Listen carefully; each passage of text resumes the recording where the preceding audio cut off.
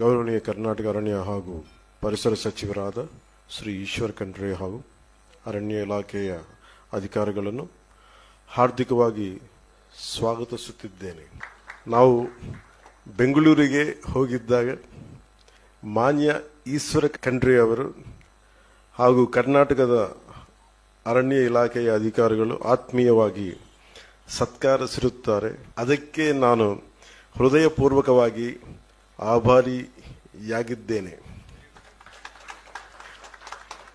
ನಮ್ಮ ಉಭಯ ರಾಜ್ಯಗಳು ಈ ಸಹಕಾರದಿಂದ ಪರಿಸರ ಪರ್ಯಾವರಣ ರಕ್ಷಣೆಯಲ್ಲಿ ವಿಜಯವಂತರಾಗುತ್ತೇನೆ ಎಂದು ಹಾರೈಸುತ್ತಿದ್ದೇನೆ. So we, with the cooperation of both the states and with the protection of forest and environment, we will be